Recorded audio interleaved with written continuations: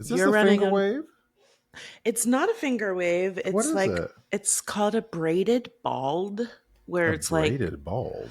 Yeah, like the style is basically like it's like cornrows, but it's like in a style that's just like molded to your head. So it's wow, so it's all braids, but it's just like shellacked.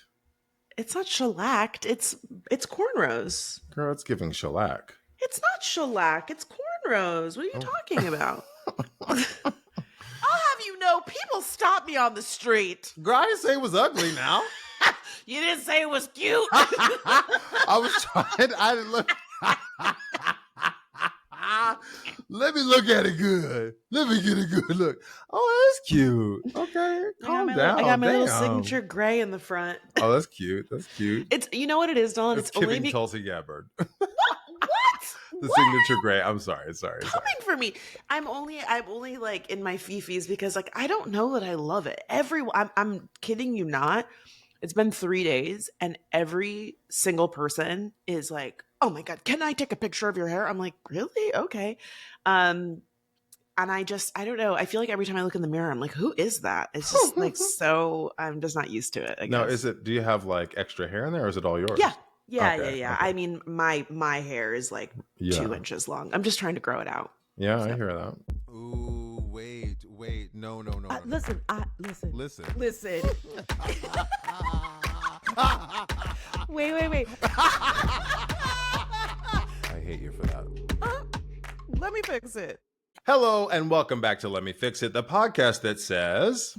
Welcome back to Let Me Fix It, the podcast that will bring up some old stuff you forgot about and make you mad all over again.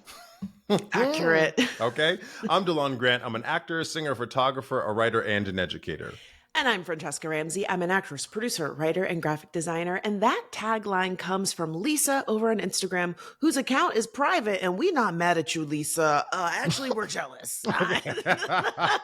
I'm trying to go into witness protection myself. As a wise woman once said, you keep it private, you keep your job. That's right. Thank you for sending that one in, Lisa. And we are sorry to bring up old shit that makes you mad, but ain't nobody mad by themselves when they're here in the class. That's right. So if you would like to send us a tagline, remember, just email us a voice note to lemmefixitpod@gmail.com and we might use yours in the show. Francesca, when I told Lisa that we would be using her tagline for the season 3 finale, she said, thanks for letting me know so I don't drive off the road when I hear it. So Lisa, don't drive off the road, girl. Keep hands on the wheel. 2 and 10, 2 and 10, or 10 and 3, whatever it is. As she also said, already season finale. Yes, class. We've reached that point again where Francesca and I need to take a little break so that we can start brainstorming and planning and writing for season 4. But remember, we still have episodes coming out. We have many episodes that we've called after pods. You remember them from last season? Yes. And we're still we're not tackling a specific topic. It's just friendship and sass and opinions and life. So stay tuned for those. They'll be on our normal schedule on Wednesdays. Now, class, our inbox is full and the DMs runneth over. So y'all deserve some shine again this season. So to summarize something our listeners Tapiwa, yeah. To summarize something our listener Tapiwa said, without DeLon and me, there is no pod. But without you, the listeners, there is no audience. So today, we are putting y'all at the head of the class and seeing what you have to say. So let's dive in. This is listener... Okay. So let's dive in. This is listener letters. One more time. Let me fix it. Cat. I wanted you to sing one more time. You gotta celebrate one more time. So, class, you really enjoyed season 3's movie-themed season a lot. The opinions you had, the offerings you made, we could not keep up with the inbox. And some of these amazing suggestions that you had for films that Fran and I should fix.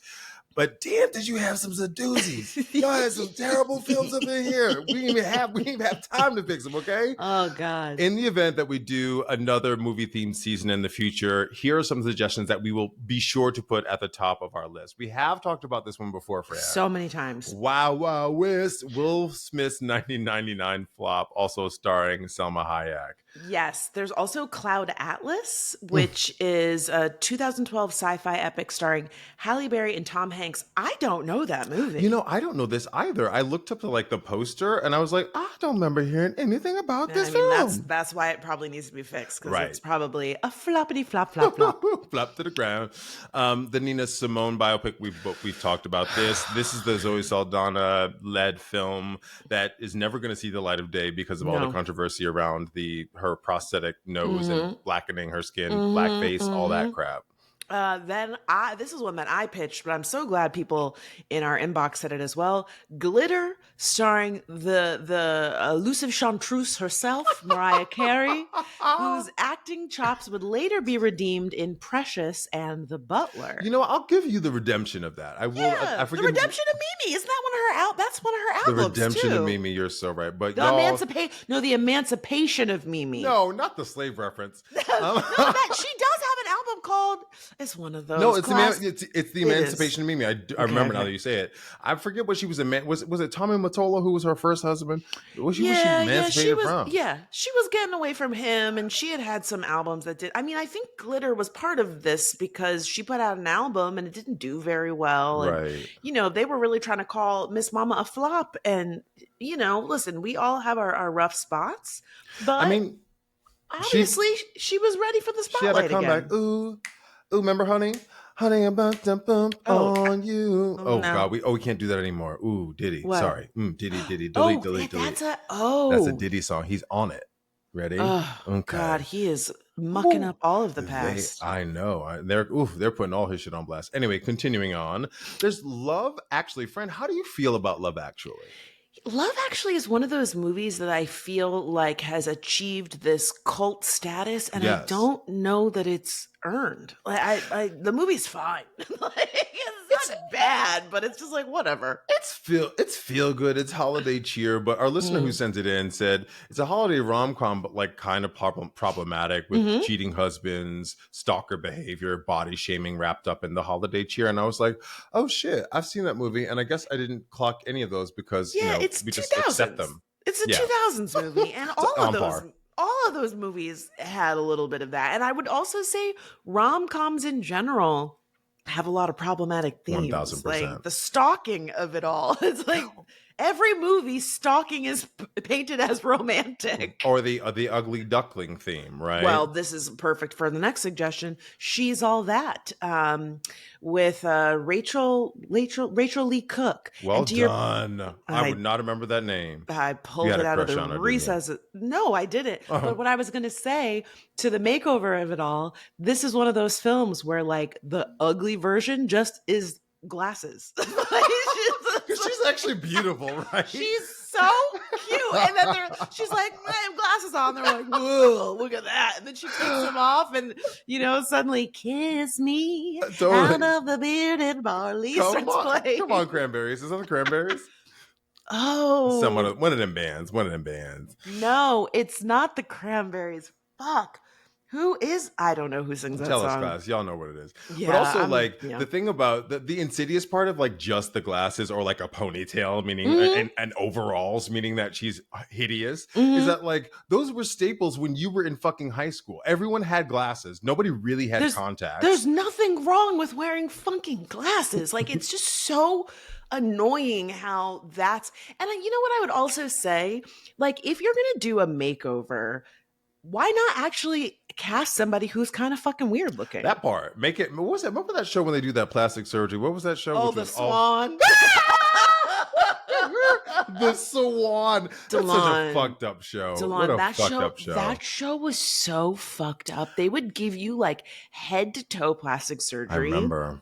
New teeth, all sorts of crazy shit. And then, as per usual, years later, people are like, yeah, I'm all fucked up from that show. Because it's all like shoddy, really fast plastic surgery for the benefit of the show. And like, you need more time to heal. But I remember watching one distinctly. I forget what this disease is, but the woman had like a lot of her facial features were enlarged. And so correct me if I'm wrong, but it seemed to me that they would do things with people who like not just like you or I, but randos. But it was like No, people who no, no, have no. medical things that need enhancements. No, not the version of the Swan that I knew. This was just some regular looking ladies who, for whatever reasons, everybody has insecurities. Like, Sure. not to poo-poo that, but no, maybe you're thinking of a different show because there's a show on E that's plastic surgery, and it's people who it's botched. It's people. Oh yeah, no, this wasn't. I've no botched. Oh, girl, that's disgusting. Oh, I mean, back to She's All That though. There's a remake coming out on Netflix, evidently, that's called He's All That, and I bet you it's not going to be the same level of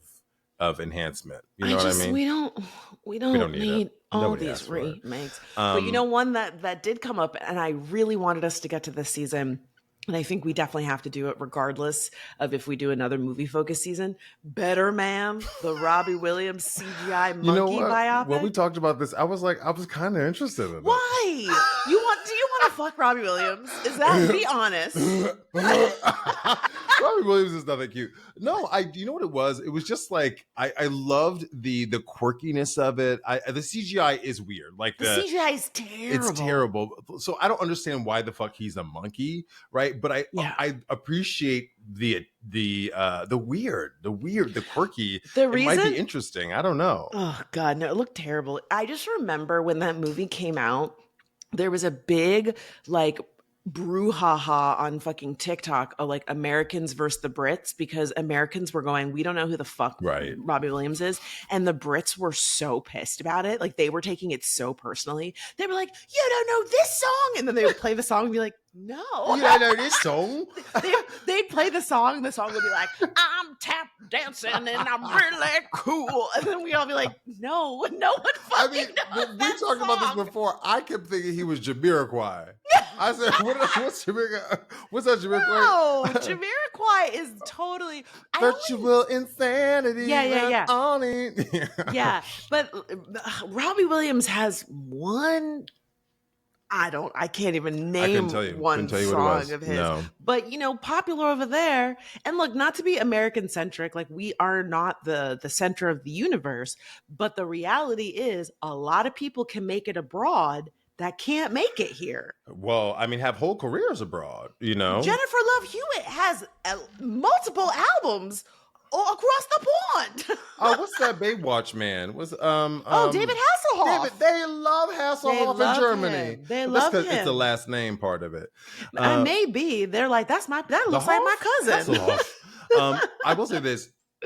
I'm surprised that you are not. I've always been surprised that you are not a Real Housewives fan, because I feel like you like dating shows. You like all that reality TV. I don't. No, you've been watching that first. What was the Married at First Sight? You be watching that? No, I've never watched that show. I've never watched Married at First Sight. Really? No, I've never watched that show. I watched the first season of Love is Blind. That's what because we were all stuck in the house during the pandemic. Was it that far away? Yeah, Delana, it was 2020. Oh, and damn.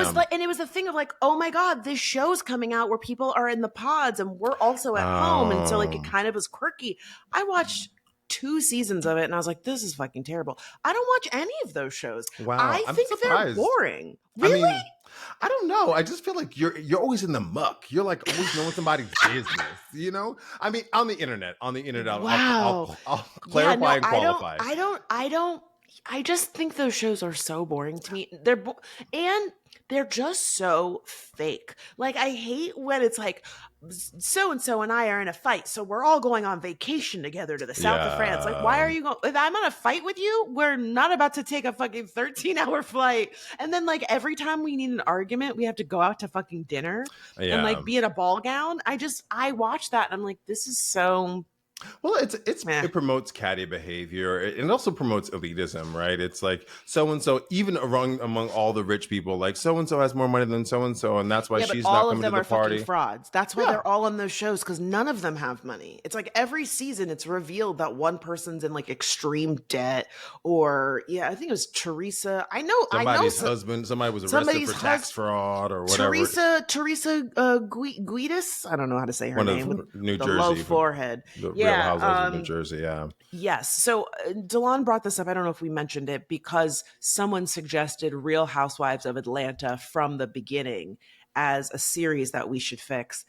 I don't know if I could watch that, all of that. I mean, I have no interest in this kind of reality TV. I also like, I barely watch TV as it is. I kind of I watch news.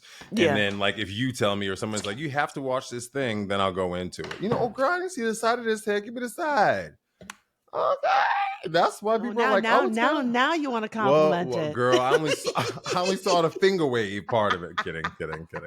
Anyway, class, thank you for these suggestions. Please keep them coming. As always, we know we appreciate you. And now, this is taking a slight detour, but class, you know how we do. Delon, watching so many films this season made me realize how much we don't go to the theater anymore. Of the 9 films we tried to fix in season 3, only 2 of them were in theaters, Snow White and Sinners. Now, we were trying to get a good mix of old and new, but The Substance, 688, Amelia Perez, and It Ends With Us are all fairly new films, and 688 and Amelia Perez and Ends With Us are all Netflix films. Yeah. So those were not in theaters. girl. And The Substance, I watched The Substance on some Prime? like, no, I watched it on like a indie streamer that my friend has a password to, and he gave it to me.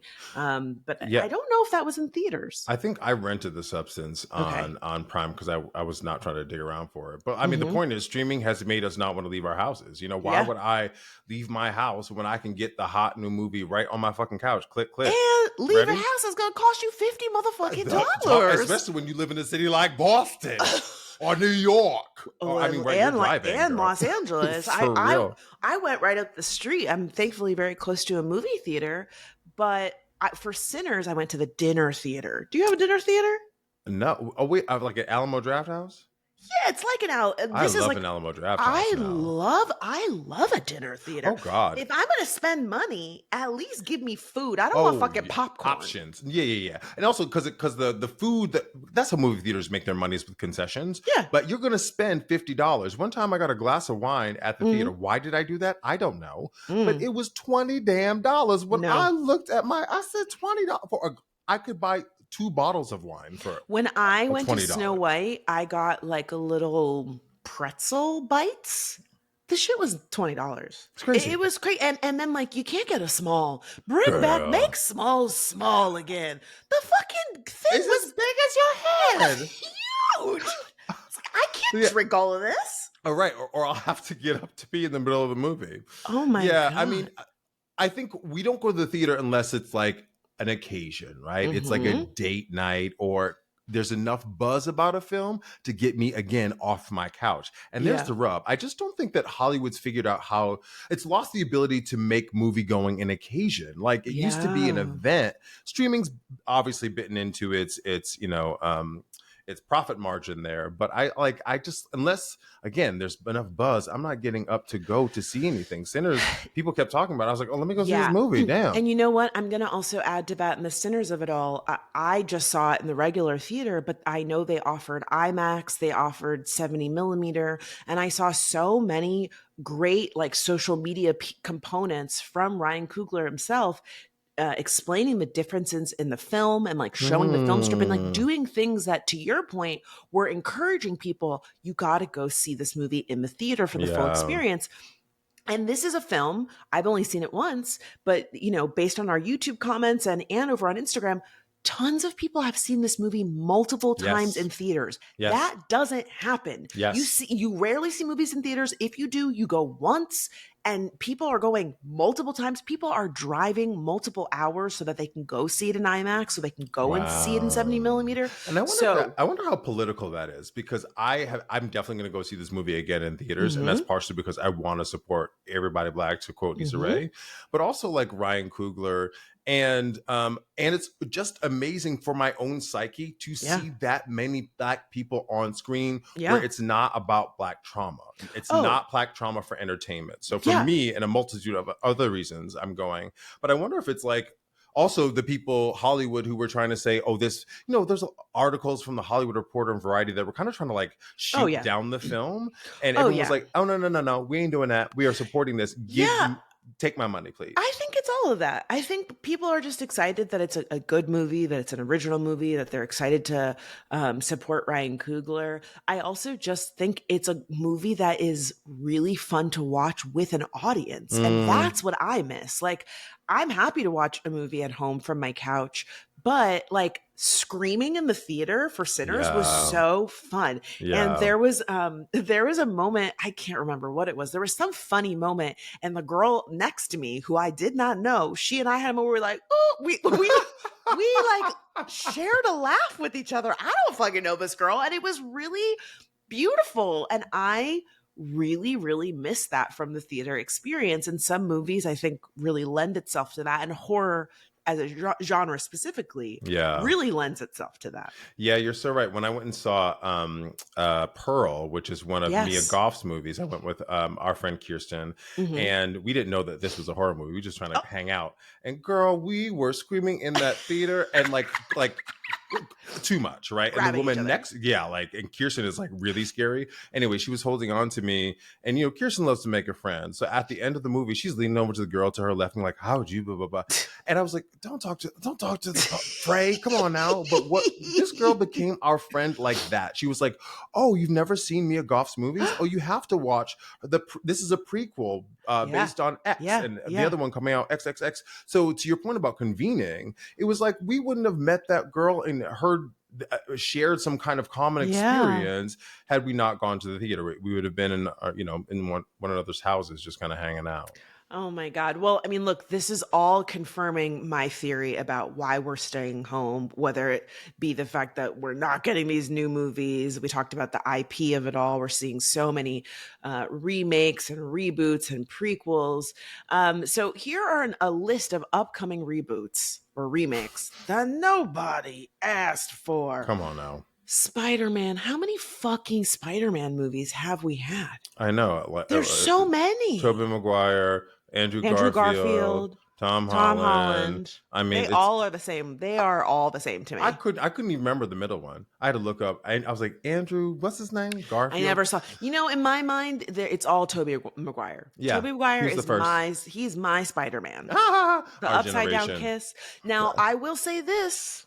Jurassic World, I will be seated for a Jurassic. I knew she was going to say this. I knew she was going to say this. I mean, listen, it's fine. It's fine. But like, it's a new cast. It's Scarlett Johansson, Mahershala Ali, and Jonathan Bailey. I will sign up for all three of them, especially for a piece of that Jonathan Bailey. And I'm glad Mahershala is back on the big screen.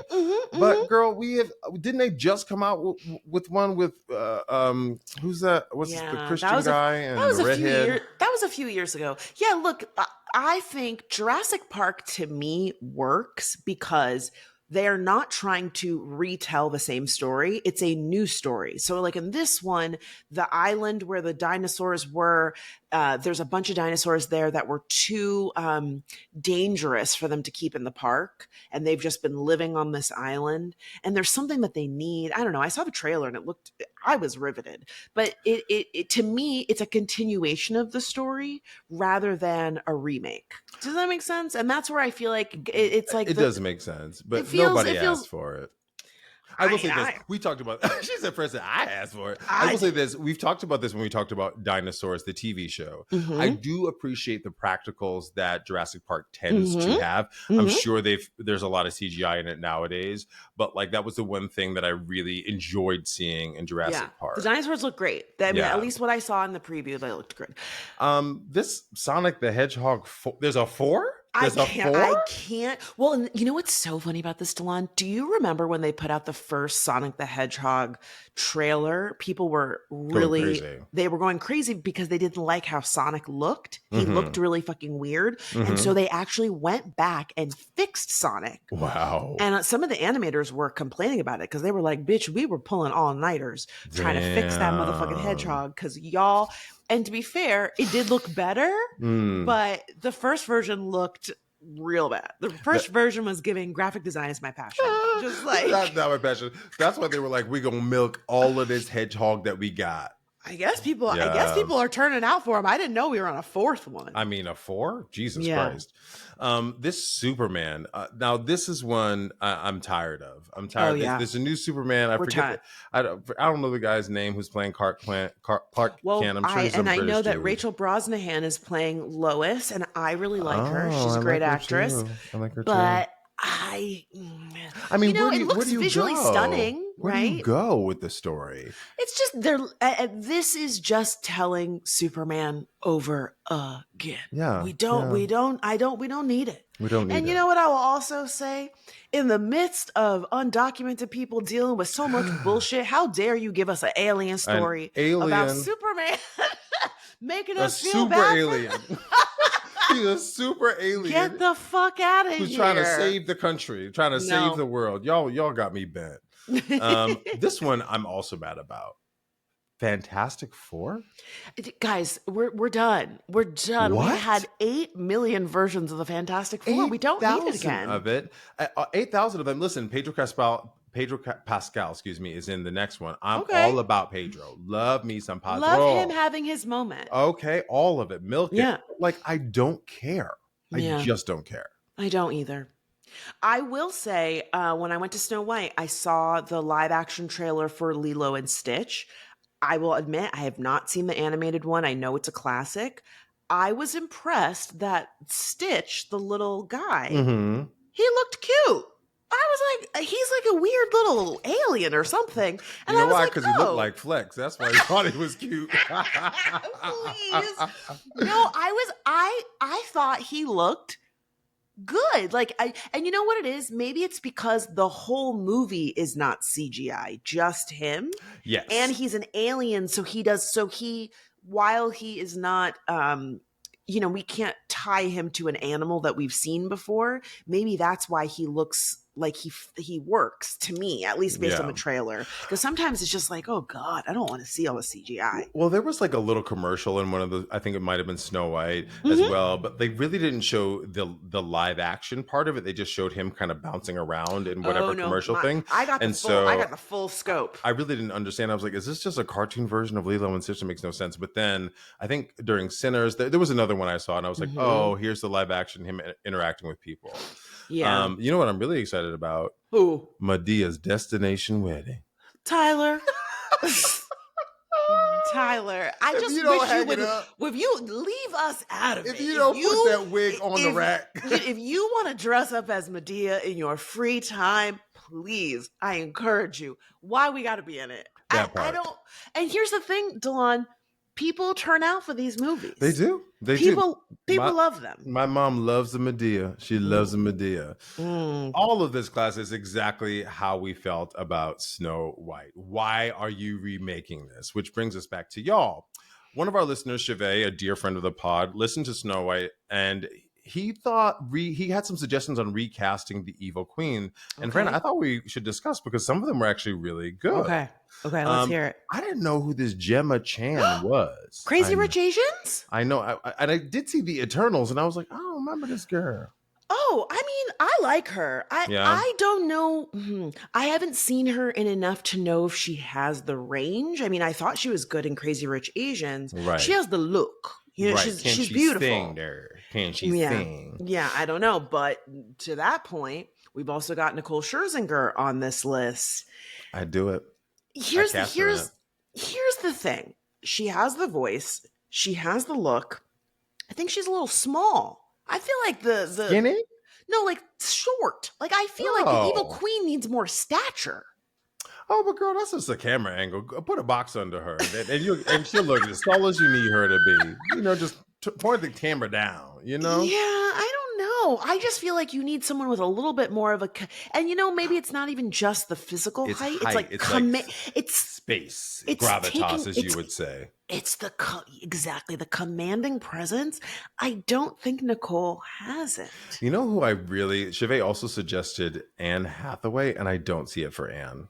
I don't see it. I don't see her as like evil. I think we've just cast her as like Yeah. the lovely kind of cherub. And see, I kind of girl. think that's why she would do it, because she wants to go evil. She wants to like break out of that box. Sure. You know, she can carry a tune. She's not, She you know, can sing. she's not gonna sing the house down. On my own. She sang. I don't know. I'm kind of leaning towards Anne You're Hathaway. Team Anne Hathaway. I think I am. Okay. Do you know who Bettina Miller is? No, I don't know this. Okay. I don't So know who this Bettina woman Miller is. was another suggestion. A beautiful actress. She was in the Hunger Games, Raising Kanan, I think it is. She's actually a Broadway actress. Oh, who see, I think a Broadway would be perfect for this. I think Bettina's my vote. I think she would be fucking great. She has a big presence. Listen, theater actors can really.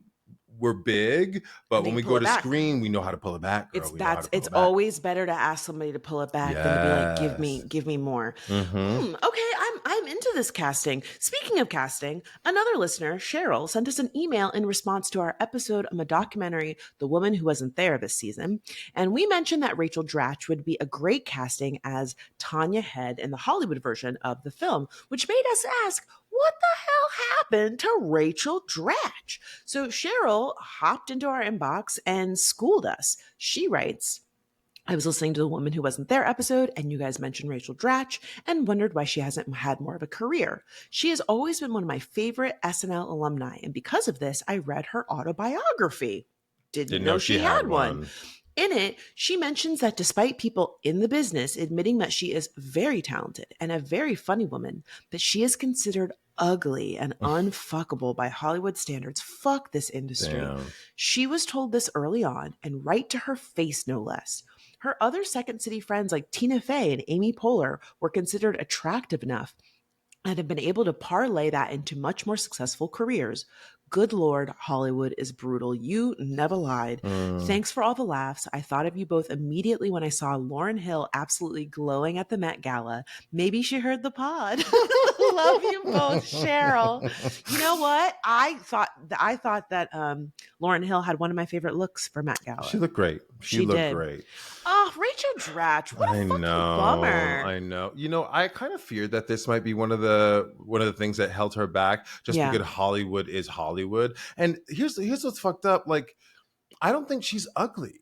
I don't. No, she has a very unique face, and I would dare I say, if Steve Buscemi could have the career that he has, he's a fucking weird looking guy. Teeth he hasn't tried to fix. Here's the thing: she does have a unique look, but like, let her play the weird characters in things. You know what I mean? Like, right? Put her in. She's all that. A kids movie, or put her in something kids. Like I could see her being like the wacky principal on a show. You know what I mean? Like I just what a shame, because she's really, really talented. Well, and it's also just what we do to women in this industry, right? We just like chew them up and spit them out. Now for a hard pivot, we got an amazing letter from listener Rish in response to one of our episodes that is really worth sharing and discussing. It's a long letter, so bear with us. Rish says, Francesca, you hit a nerve in today's episode. I'm a biracial woman, and I grew up in an upper middle class, predominantly white neighborhood in Illinois. Even though half of my family is black, I had a very hard time connecting with the black side of myself. I was constantly told in school by my white friends that I should brush out my curls and make my hair big and poofy. They always were in awe that I could tan very easily in the sun and didn't generally burn. And that any movie with at least one black kid in it that had to be the one that I had a crush on, right? The black. You like that one? You like that one? Ooh, that one's for you, girl. It's like Tootie in the Facts of Life, girl. The only black one. Yeah. Overstand. She goes on to say, the black kids at school, however, were different. Apparently, I thought I was cute, thought I had good hair, thought so-and-so ghetto boy liked me. I was sexually harassed starting the third grade by a group of black boys who were busted into our school. I never became friends with any of the black kids, especially the girls, and never felt welcomed by them. My entire life, whenever these issues were brought up, whether it was by school administration, my parents, friends, etc., the only response was, they're jealous of you. That is not an excuse or an acceptable way to deal with the situation I was facing. No one ever sat me down to have a serious talk about the fact that those students were dealing with issues that I had never had to face, and that I did not have to shrink myself to make them feel better. No one ever told me that. No one ever told me that by living a white experience, I was set up in life and I was set up in life in ways those students never were. It wasn't until I was in college and beyond that I had started to feel connected to the Black side of my being. I never felt heard, respected, or safe growing up with these racial disparities to embrace being part Black. I am now a mother of 2 teenage girls. Since my husband is white, my girls are only 1/4 Black and therefore white passing. I still have conversations to remind them that they are also Black. Go ahead, girl. They need it. They need it. Though they don't present as such. Also, Delon, my husband and I have been together forever, like Coco and Ice T, high school sweethearts since we were 17. So it's 24 years together. Go on. And she says, and we be fucking. Go ahead, Rich. Go ahead, Rich. She says, flowers, love to the pod, day one listener and never miss an episode. I feel like we've been friends forever and I love the conversations in your episode. Keep up the brilliant work, Rich. Oh my goodness. Well, first of all, thank you for sharing your story with us and knowing that you can trust it with us. Unfortunately, this is an experience that too many people have dealt with, and it's really heartbreaking. And I also really appreciated that Rish's email acknowledged that the kids who she was having these encounters with were dealing with their own shit. Right. And that's very valid because, listen, the world is hard on Black people. And a lot of times when you are dealing with people making projections about you and things like that, it's them dealing with their own internalized anti-Blackness. Oh, you think you're cute. Well, the world has always told you that mixed race, light-skinned people are cute. Right. And now here you are with one face to face and you're projecting the things that you've been told. Doesn't make it any better, or less hurtful, but that is a very real thing. And kudos to you for giving yourself the space and time to grow and heal from that. And also, be accepting of the fact that those kids were going through their own thing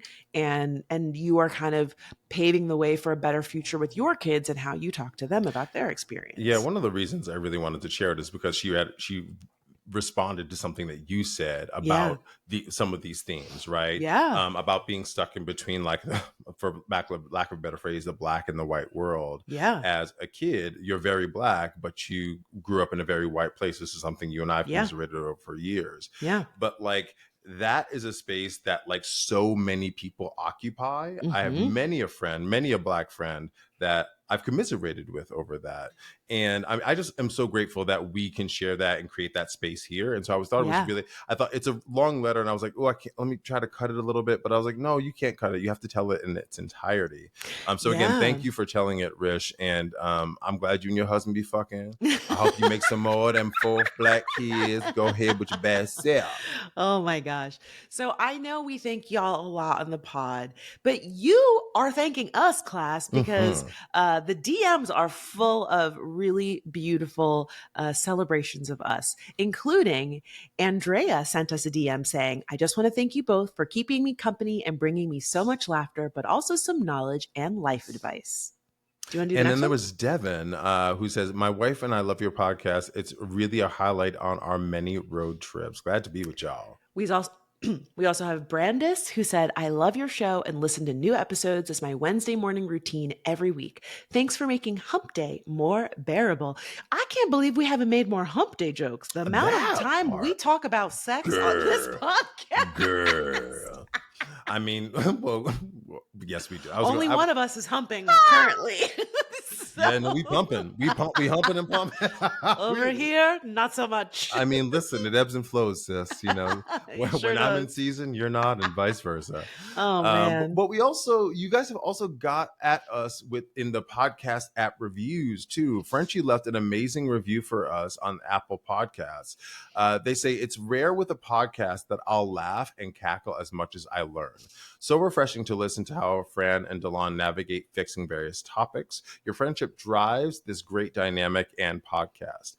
What else is great is that they're open to learning from each other and from the class. Oh, thank you so much, Frenchie. Thank you, Frenchie. We are open to learning from the class. And when the class has critiques and feedback, we are open to that too, which brings us to another review left on the podcast app. First in Flight took the time to write, Think about the musical theater kids you went to high school with. Now imagine them doing a podcast. If that's something you're into, you will enjoy this. If you're like me, it got really annoying after the third or fourth time Fran started singing. Fran sings. These people are Oh wait, sometimes no, very... I wanted you to sing Oh, there. me sing. To Oh, because he was being shady, and I was like, you should sing, but you don't have to. yeah. Okay. These people are sometimes very funny and seem to have a nice friendship, but they are also both very in love with the sound of their own voices and laughter. I unfollowed the show, but sometimes I'll listen to an episode if the topic is interesting to me. A little goes a long way. I can only take about 30 minutes before I tune into something else. Okay. I mean, the time that you took to write this review, Yeah. the unfollow, the I can't stand your singing. Sometimes it's good, sometimes it's bad. Listen, I'm glad that you're honest, but also like, you know, No you one ain't is gotta be forcing in you to be here. you gotta be in a class. You ain't gotta be in a class now. Here's what I'll also add. The idea of the sound of their own voices. I mean, welcome to a podcast. That part. I think everybody who podcasts, dare I say everyone who's in media, has to have some level of enjoyment of the content that they're creating and appreciation for their own talent, right? Yeah, Like if yeah. you're gonna we listen to this back, we edit together the videos and such. So yeah, this sounds like someone that has like more personal grievances rather than 1000%. ones with the actual show. Because again, no one's forcing you to listen to the show. Also, it sounds like somebody that didn't get into musical theater school. It starts with think about the musical theater kids you went to high school with. Mhm. Also, like they're probably talking about like the idea voice when they talk about the sound of their voices, the idea voice or our opinions or so on and so forth. But if we're talking about our actual voices, I don't think anybody likes the actual sound of their voice, right? Listen, Yeah. I've learned to just because we listen back to the pod all the time. But most people would be like, ooh, that's what I sound like. So I just want to push back on that and say, nobody likes the sound of their actual voice. Yeah, I think you're right that they're probably more conceptual, like the quote unquote sound of their voice, but also like nigga, that's what the podcast is. Right. Like it's us talking. Right. It's our perspective on the world The and title of us this fixing. The title of this was Meh. Which really made me cackle. But you know what? You know what? Listen, a listen is a listen, and Yes. something keeps pulling you back. And I'll quote one of my acting teachers in high school who said that when you watch a film, oftentimes the character that you are most critical of is a part you wish you could play. And that has stuck with me for a very long time. And this is something you and I have talked about before, that sometimes jealousy can be a really powerful tool to help you reflect and say like, well, why is it that I don't like this person? Or like, what is Yes. this bringing up for me in terms of what it is that I want to do, or something that I haven't explored or unpacked or whatever else. And dare I say, first in flight, maybe you need to start a podcast. There you go. You Maybe get at us. that's where it comes from, right? We can tell you Riverside is how we record the video. I can give you some tips on Logic if you want, because that's what we do here in the class. We Or bequeath. you Okay. could enough. Or you could go check out the Behind the Podcast episode where we really dig into the process of making the Yes. show and how much work goes into it. And again, look, everyone can't be everyone's cup of tea, but at the end of the day, we're making something that we really enjoy, we work hard on. Yes, And yes. I'm appreciative that even if you have your critiques, because sometimes we get messages from people about things that we got wrong or Sure. things that they wish we had brought up, maybe that we left out. All of those opinions are welcome. I mean, that's kind of the joy of making something, regardless of how it's received. It prompts discussion, and that's what we do here on the pod. And forms community, right? Yeah. I that's one thing I think people really talk about our friendship a lot, and not only our friendship, but the way we laugh and the joy that we have, and so like we're like to your point, friend. I'm glad you keep coming back, but like forming community is also listening as part of forming community. Yeah. So that's what we're also doing. Now that we've heard from y'all, it's time for our favorite segment, the glow up, where we give props to those who have turned themselves around without our help. Let me do this again. Now that we've heard from y'all, it's time for everyone's favorite segment, the glow up, where we give props to those who've turned themselves around without our help. But let's take a break first. And we're back. Fran, do you want to go first? Sure. My glow up goes to Delon Thor Grant. Oh, Delon Thor! What a pull Wait, from the well, past. and let me just add context to that class. Delon doesn't have you don't have a middle name, right? Or you No, do? Troy. It's Troy. But for some reason, people thought when you were younger that Delon was short for something. So you told people your name was Delon I'll tell you, Thor. it was I almost said Amy Poehler. Amy Potvin. Amy Potvin in geography class. She was like, "Is your name short for something?" And I just said, "Delon Thor." Just came out of my mouth. Just so stupid. I I don't can't know believe why you remember it that. stuck with me. It really did. Well, I'm giving it to you because class Delon finished his first year of teaching, Oh. and man, I said this to you offline, but after I did my 2-day workshop, I said, Delon, I don't know how you do it because Ugh. not only do you teach, a college class, you also coach acting students as they're getting ready Yes. to audition for schools. You also are in plays, so you're in rehearsals and then you're performing and then you're doing the podcast and you also have a social life. I don't I genuinely don't know how you do it. But I was really touched because I saw some of your students giving you flowers at the end Hmm. of the semester and just saying how much you'd touched them. And I genuinely got teary eyed. I mean, it was just Hmm. so beautiful. You're such a great actor. You're such a passionate educator and communicator. I know those students got so much out of the class, and I know this was a leap for you to teach, and you fucking killed it. And I'm genuinely so proud of you. So Thank congratulations. you. Thank you so much, friend. I really received that. Like it was not devoid of challenges, right? Like not only learning curves and things like that, but just trying to disseminate what I know as an expert or as Yeah. a professional and help people grow as quickly as they can and to understand what I'm putting down. And some students aren't necessarily picking up what you're putting down, right? Which you also Yeah. have to accept. And But sometimes, because we've been there before, sorry to it's all good. cut you off, but sometimes they don't get it, and then like years later, you go, "Oh shit!" You know how many times I said it? I said, they're going to be 10 years from now. You're going to be walking down 8th Avenue in Manhattan in New York. And you're going to go, that motherfucker was right. The DeLon was fact that fucking I right. just quoted my high school acting Yes. teacher in this Yes. very conversation, and I have thought of her many a times, it is just the proof is there. So you're right. They might not get it right now, but later on, it might click. But it is so fucking rewarding when these students get it. Like, I can't tell you how many times I've cried. Like, I've Mhm. just teared up and cried when a student like something clicked for them. And I was like, that.